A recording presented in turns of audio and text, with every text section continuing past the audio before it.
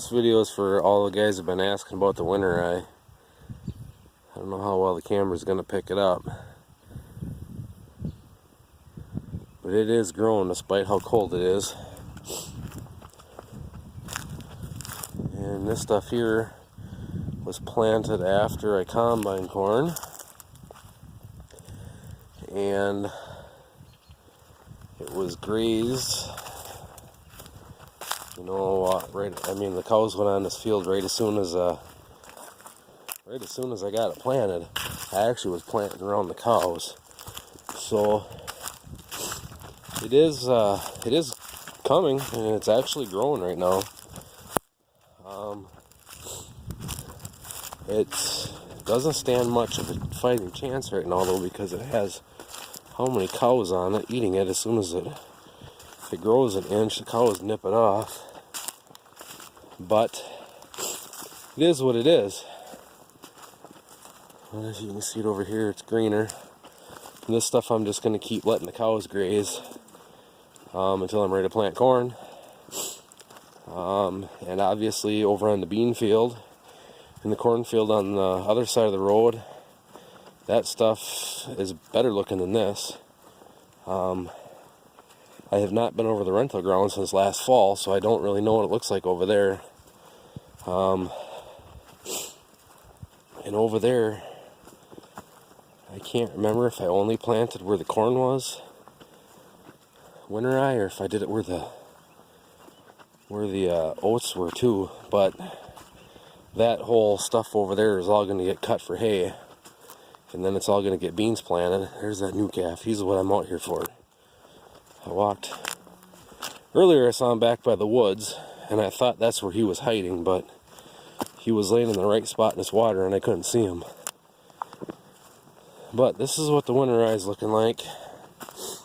So it is growing. The other stuff, once it starts getting a little bit warmer out, I'm gonna do my fertilizer. I'm gonna hit it with some ammonia sulfate and urea mix, get some nitrogen on it, and then I'm gonna throw potash on it at the same time.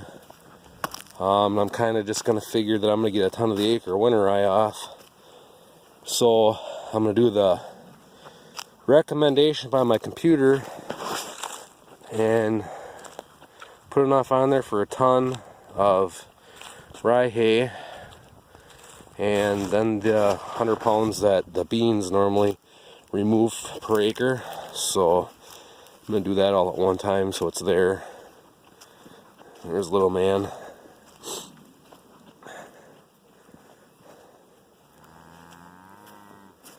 So everybody that's been wondering about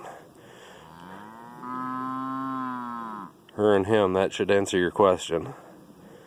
I have not physically seen him drink from her, but, well, I guess I did. I take that back. I saw him drink a little bit from her the first day or whatever, and she was being kind of goofy about it.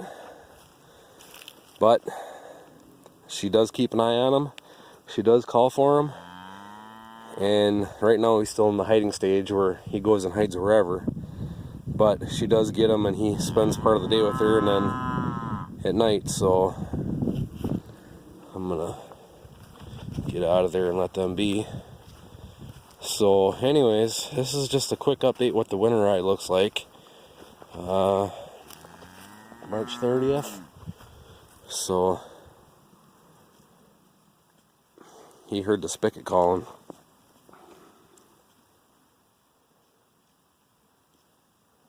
So, well, there you go. He's got a hold of a milk spigot. Give me some of that moo juice, Ma. Give me some moo juice, Ma. So, just another little quick update. I'll probably upload this. I already uploaded one video today, and I got another video I'm going to upload. I'll probably upload these tonight, but I don't know if they're going to get released today. But this is March 30th. This is what the winter eye looks like right now. Cuz just sent me a text message saying that it's snowing over in Michigan. It's not snowing here. It drizzled last night and part of today. But that's about it. Wasn't really was enough to get the sidewalk wet, was about it. I was kind of hoping it'd rain a little bit more than that to get my seed that I sprinkled yesterday pushed down to the ground, because some of it, you know, was spread on top of the leaves from the trees, so figured the rain would kind of wash that off the leaves down to the ground, but it is what it is. I still have more seed to sprinkle out there. The stuff I spread yesterday was just Italian winter rye and perennial and annual rye.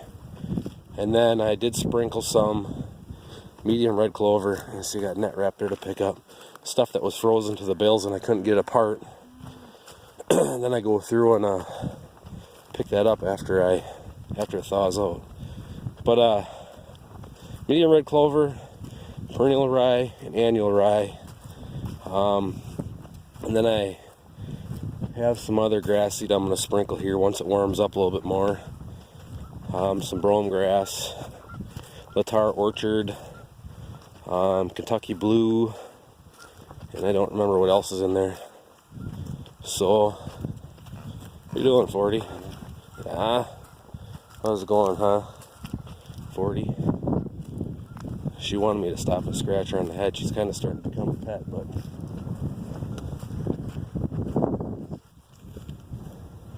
ain't that right? Ain't that right, Skinny Minnie?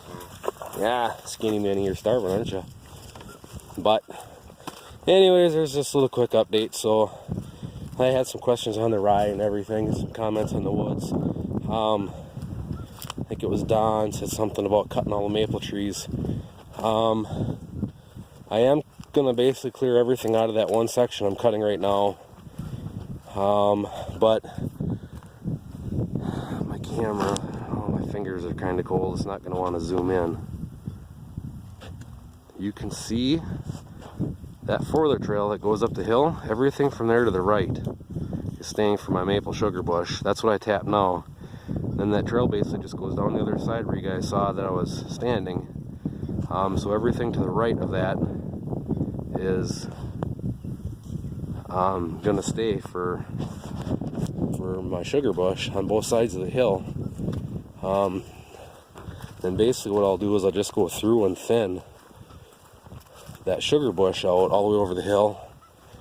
Then the other side down closer to the bottom, there's a lot of popple trees and stuff in there. I'm going to thin all them out.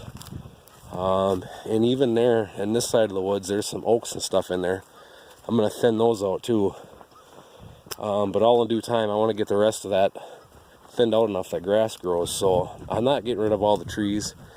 And I know you're thinking that the maple syrup production or whatever is low up in Canada or whatever, but I don't want to invest the money and the time into getting that big. I'm sure anybody could ask Josh Timmer how much it costs to get into doing maple syrup production and that big. It's not cheap, and it's fun when it's a hobby, but once it gets to be a job, it's not fun anymore. So I want to stay small. I want better equipment per se, more efficient equipment, but I don't want to get bigger. And if, like I said, I'm gonna leave the trees on the other side of the hill, so if I decide to get a little bit bigger, I can get a little bit bigger, but I don't want to be bottling 50 to 100 gallons of syrup a year. You know, that's a lot of monkeying around.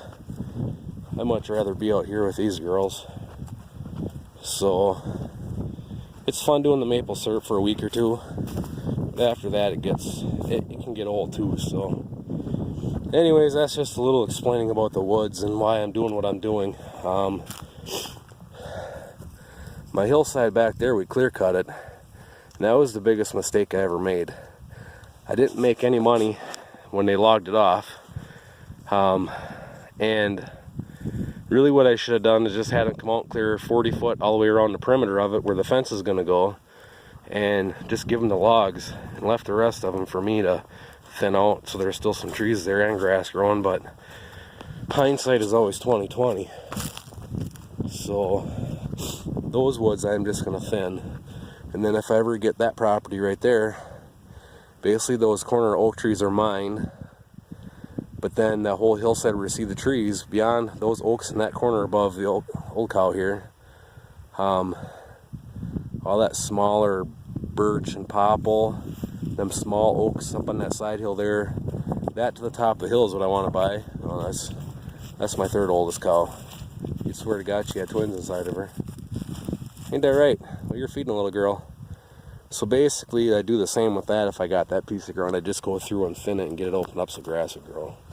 That's the plan. I don't want to get rid of all the trees because I like the trees too, and trees are nice for. It's nice to have shade in the pasture too. So basically, I'm trying to keep.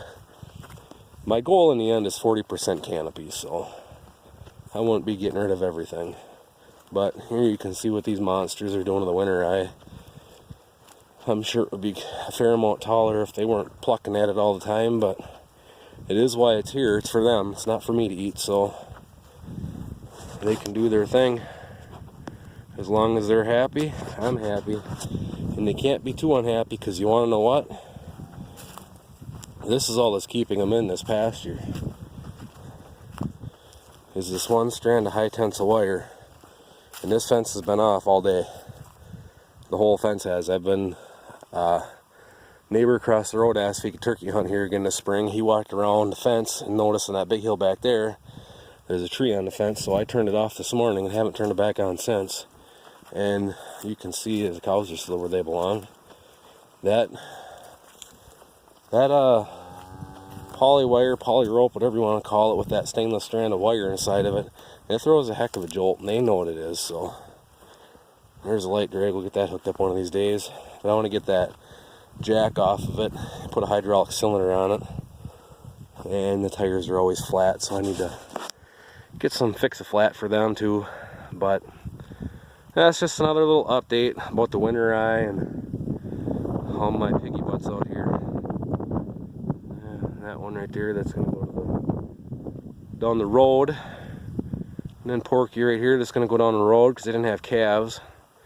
And they're fatter than most steers when they go to the butcher shop. So anyways, a little quick update of the winter eye and explaining some of the situation with the woods. So thanks for watching, guys. I'll catch you on the next one.